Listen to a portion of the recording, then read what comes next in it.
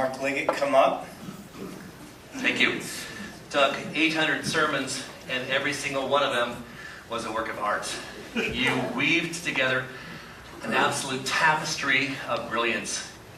From the storylines to scripture, references to literature, your own stories and humor.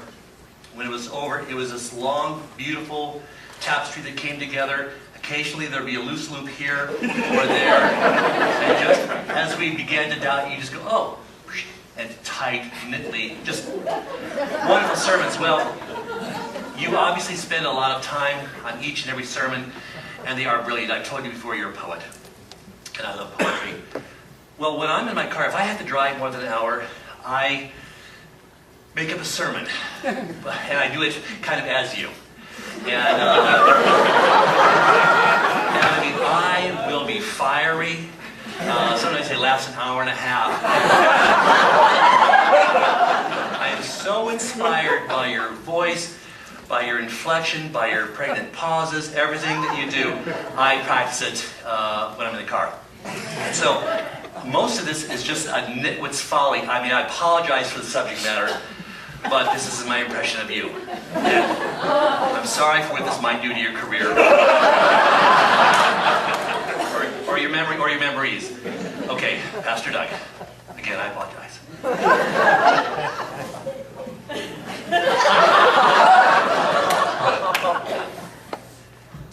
Hey.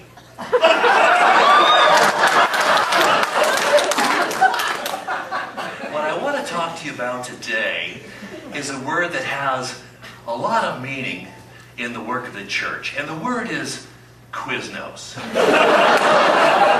Quiznos, quiz from the Greek, quiz, which is questionable, and nose from the Latin to smell. So you might think, I'm making a sermon about questionable smell. I'm not. In his book, Frederick Buechner describes Quiznos as coming together, and sometimes opposites coming together. And hey, you guys here,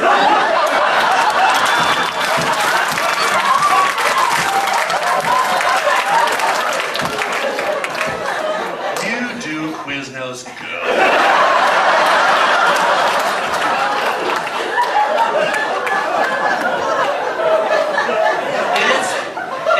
They have a shop called Quiznos. Does anybody know that? Quiznos, they make sandwiches there. I didn't know this. Hey, you guys are way ahead of the curve.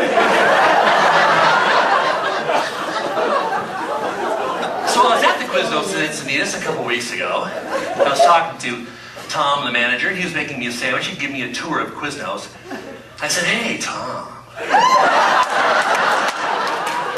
at Quiznos, and I don't see people coming together. He said, Doug, we don't come together here. We make sandwiches. That just really surprised me. They don't come together at Quiznos. So he starts making my sandwich. He's got a couple pieces of bread, and he slaps some mayonnaise and some lettuce and some tomato and some provolone. And I don't eat meat, so I just had him put on a little bit of turkey, bacon, and ham. And he said, Doug, would you like some pepperoncinis? And I said, no, pepperoncinis are just bad. They're raw, they're foul. I don't want them. So no pepperoncinis, but he was putting the mustard on. He was putting the mustard on and says, Doug, did you realize that mustard is a fruit? But it's just a bad fruit. So we crush it and put it in a bottle. It comes out as a condiment. So he put the mustard on my sandwich. Hey, fruit reminds me. Hey!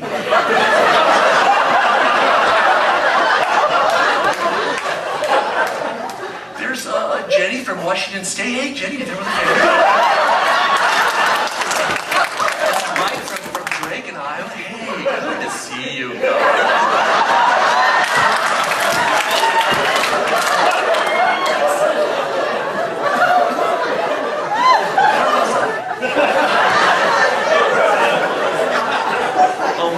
My son Ben and I hiked to the Fruit of the Loom factory in Indiana.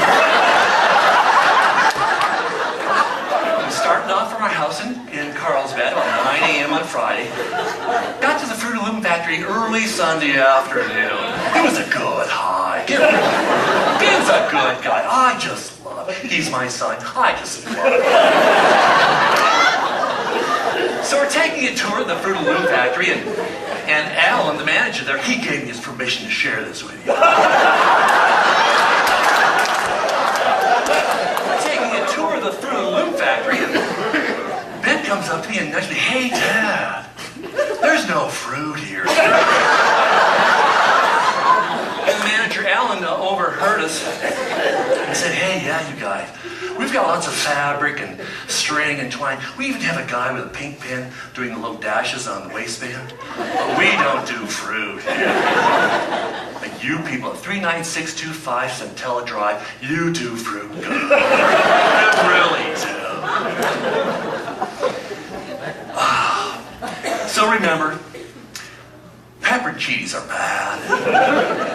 Mustard's a fruit, and there's no fruit at Fruit of the Loom in Indiana. Let's pray.